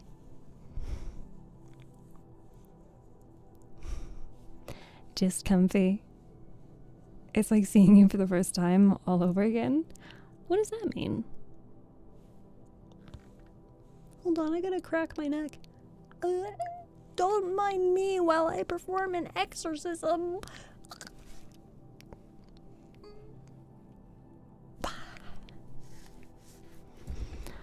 You know what sounds really nice right now? A bubble bath.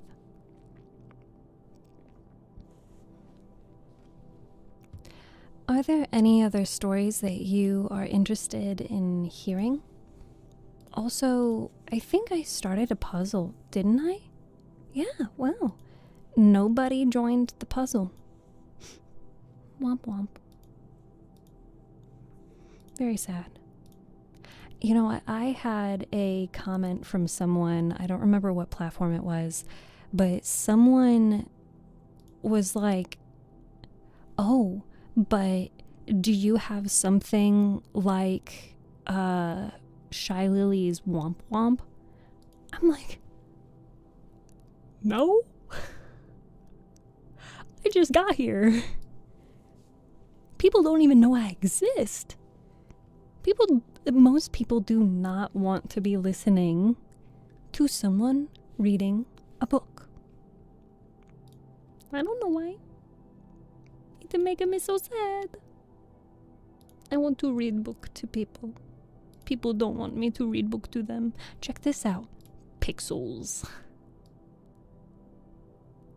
It's just me, but pixelated. You need a catchphrase?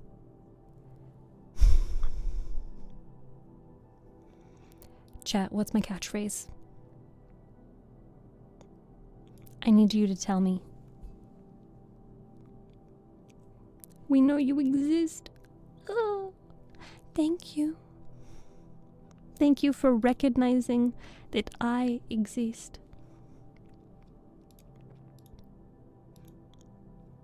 I appreciate. I like the blue. That's cool. I also like the glow.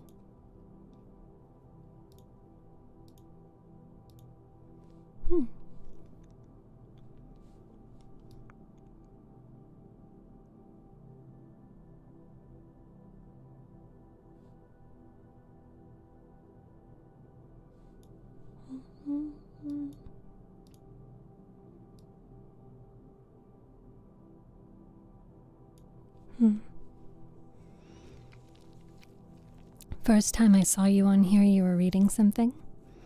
Yes, I've been reading Drown the Stars, but we reached the end of Chapter 2 and Chapter 3. Chapter 4 I will read tomorrow at 3 p.m. Eastern Time Zone if you'd like to join us for that. It is going to be a very long chapter, so I will likely only be reading that chapter tomorrow. Hello, Ben. I don't know that you have a catchphrase so much as you have moments where you get frustrated and the illusion of peace and calm breaks. Somehow it never fails to make me smile. Yeah, well, I can't not have emotions. I don't think peace and calm has to break. It can still be peaceful and it can still be calm. I'm just struggling, you know?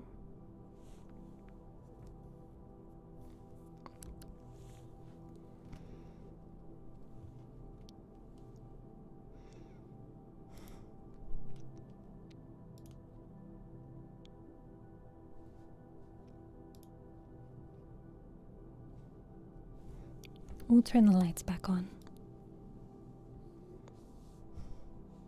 It's genuine and endearing. Well, thank you. I'm glad that the authenticity comes through, because sometimes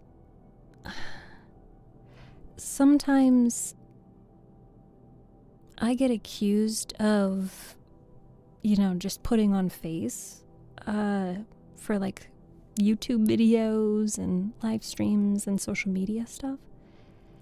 But I don't know how to be anyone other than who I am.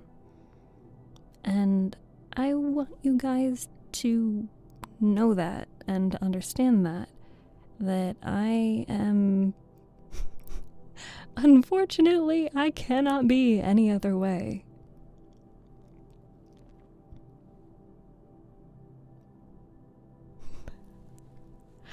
Imagine if your first Steph stream is her talking about Leon and spying on someone's house.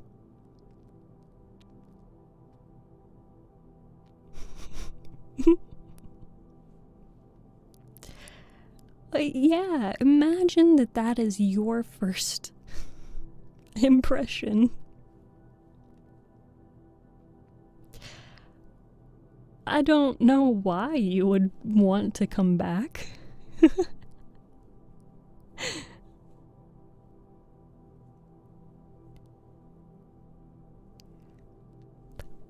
Do I need a catchphrase? How do you keep catchphrase? I tell you guys to drink your water a lot, and whenever we end stream, I say the same mantras of, drink your water, eat your food, be kind to yourself and others. And sometimes I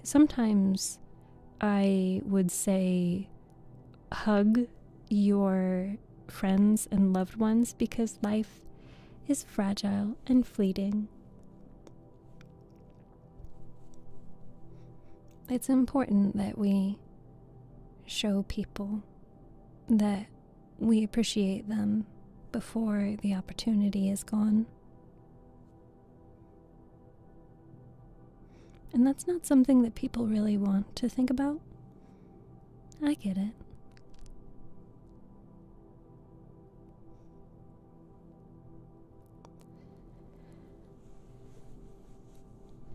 I haven't been doing much reading outside of stream, as much as I feel like I should really be finding the next book to read.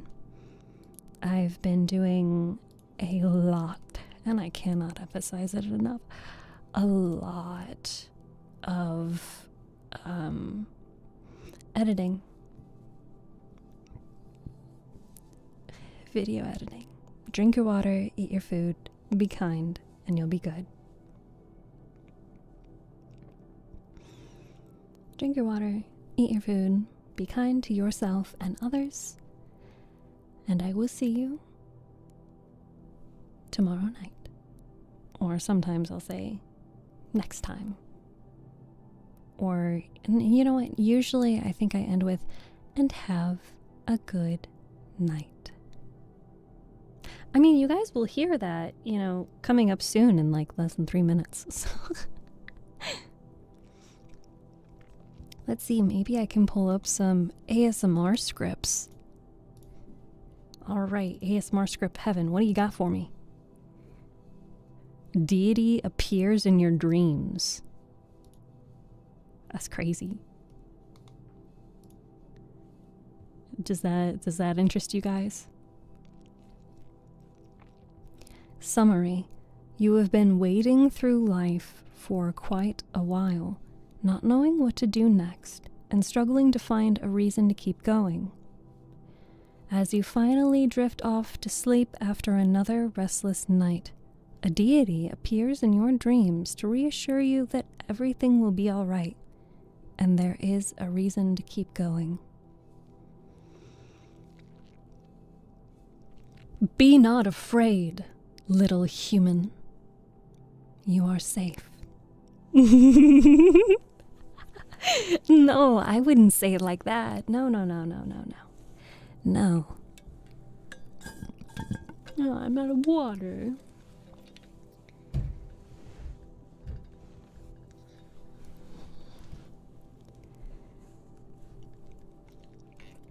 Ooh, I could even use a little bit of an echo. And I mean a little bit. Is this too much? Is this too much of an echo? Ow. Echo? Right.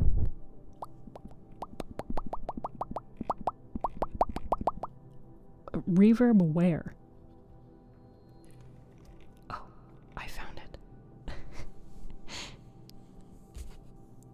I misheard deity. What did you think I said? Be not afraid, little human. You are safe.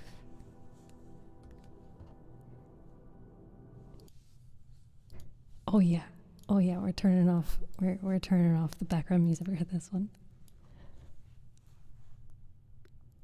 We are in your dreams, little one. Your body is safely asleep in your room. I have gone by many names in the past, all lost to time. For now,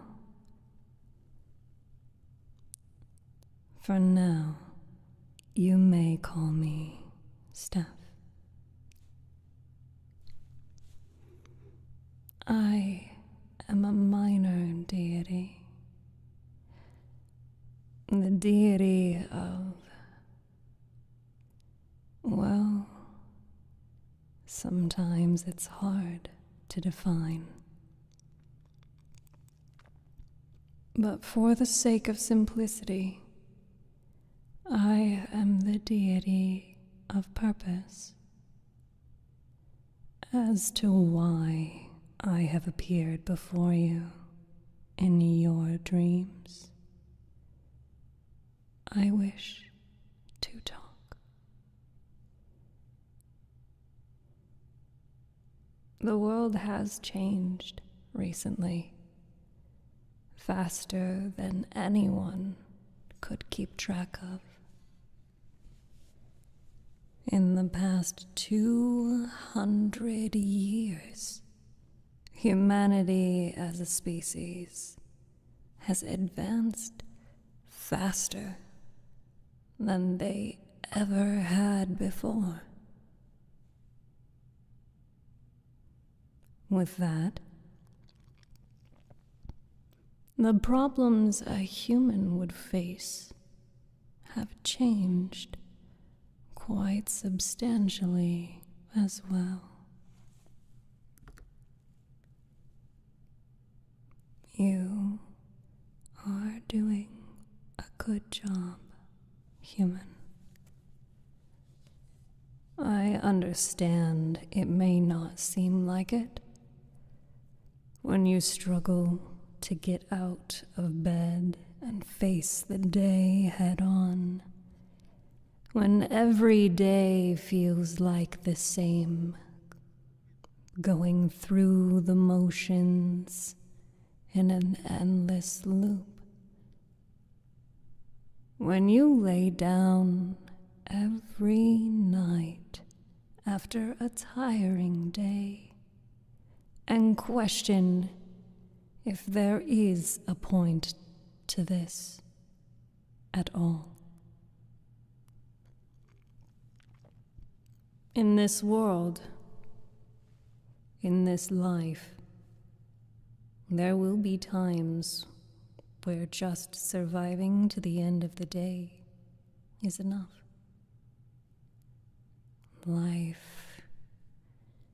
Life is not easy. I have seen countless humans play this game we call life. No one really knows how to do it, and that is okay. What you are doing right now is your best.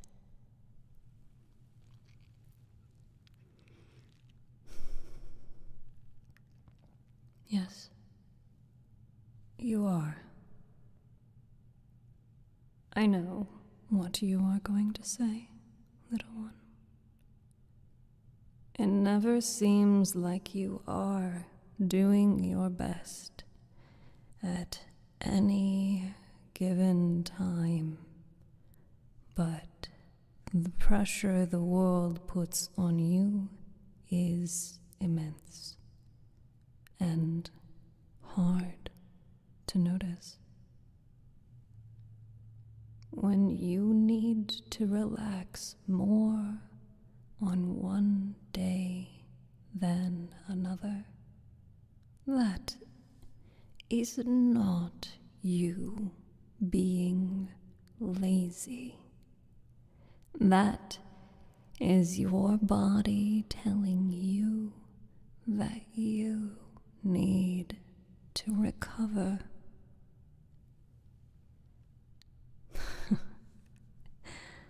You say that, but us minor deities are quite aware of the human condition. After all, we used to be human before we ended up like this. Maybe another tale for another day. But for now, I would much rather focus on you.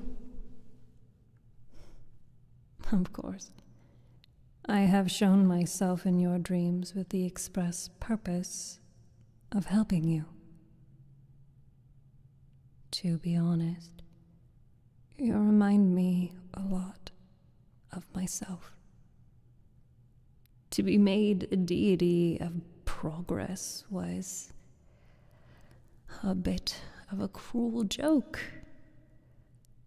I spent my life in stagnation, doing the same thing over and over again. Not unlike what you're feeling right now. But as I have experienced countless centuries watching over the human race and tracking its progression, I have learned a lot, that even if you are doing the same thing in a loop, you are still doing something, which will eventually lead somewhere.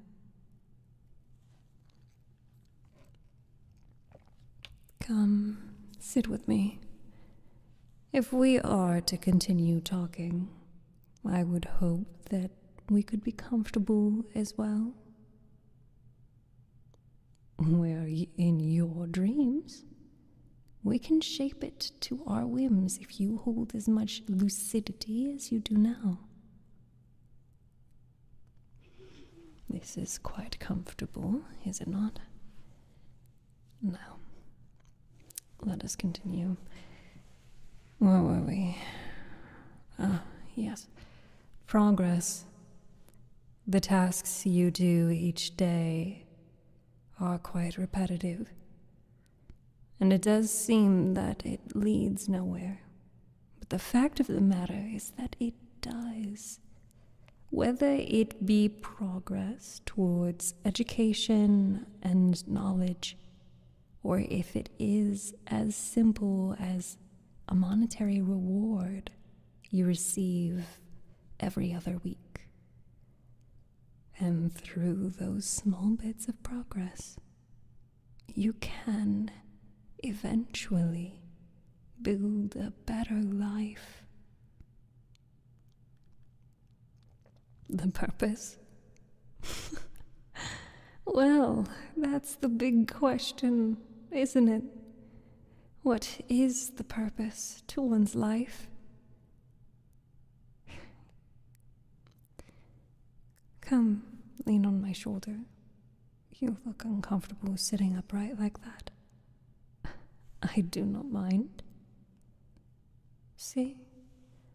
Much better. It's a shame that physical contact is so stigmatized in your culture. Outside of romantic interaction, touch is something that isn't as accepted as it should be. Human beings, they need to feel the touch of others. It is one of the best ways to show that you are there for someone, to comfort someone in need. Yes. Unfortunately, I cannot tell you what the purpose of your life is. It was never a god's duty to decide that. That is what makes humanity so beautiful. You humans, you get to decide your purpose.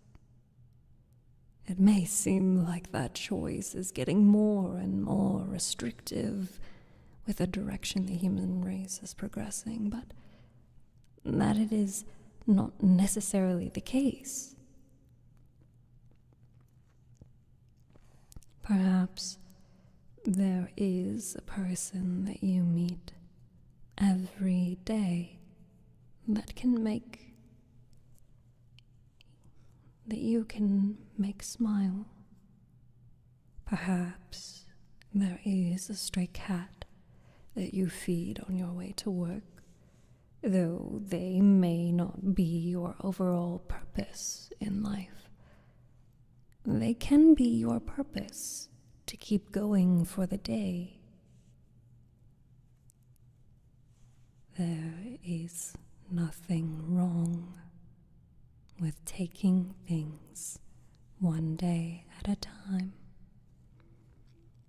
It is ingrained in us to make these grand visions of the future.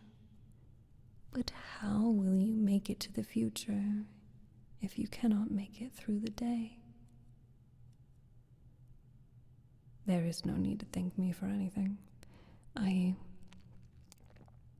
It feels nice to help someone. In truth, being the deity of progress is quite a stagnant position. I am to keep track of humanity's progress, but that means I cannot progress much myself. There is no need to pity me, human. I am happy in my own weird way. It is quite satisfying seeing how much humanity has progressed in these past couple of centuries. I could not even dream of the luxuries you now have as a human. I cannot even dream of the luxuries you have now when I was a human. Don't give me that look. Just because you have access to these things does not mean you aren't struggling. Just because someone is living a harder life does not mean yours isn't difficult. It's okay to hurt. It's okay to recognize that you're hurt. If you cannot do that, then how are you supposed to heal? As easy as it is to compare your life to another's, your life is your own. Your experience is your own. And if you are struggling, you are struggling. End of story. Would you look at the time? It seems you are about to waken. Yes, even if our conversation was brief, a lot of time has passed. Time works differently when you're dreaming, and while there is a way to control it, you must consult Lord Hypnos before trying such a thing. Who knows? Maybe you will see me again. Maybe you won't. Is that something you would like?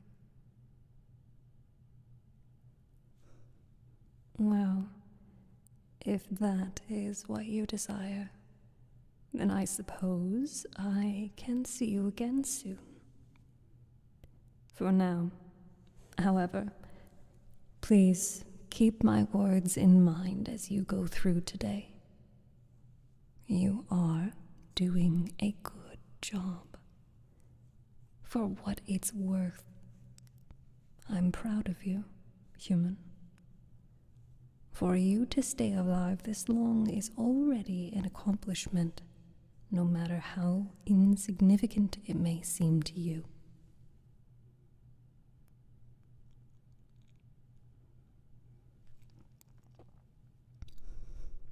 Well met, human.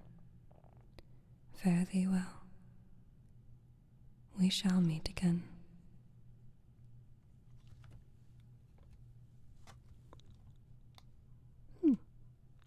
I like that one. I'm going to save that one. That was a good one. Good soup. Good soup.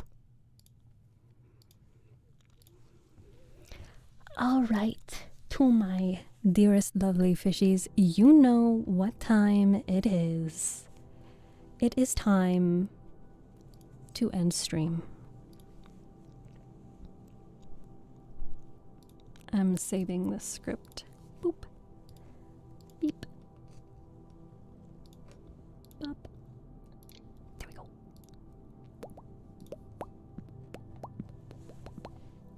Okay.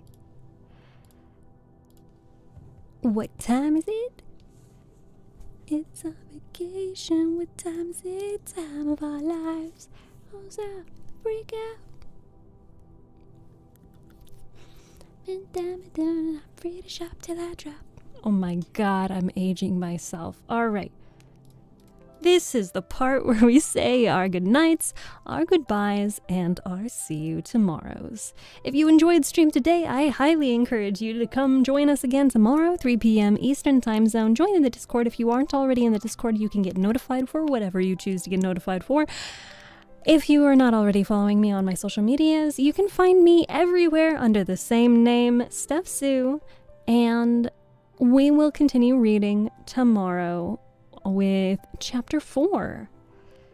Again, if you are enjoying the book so far as much as I am, I highly encourage you to check out the author themselves, Kiana Chase Writes on TikTok, and check out the book on TikTok Shop, because you can save $10 and get a author's signed copy for yourself.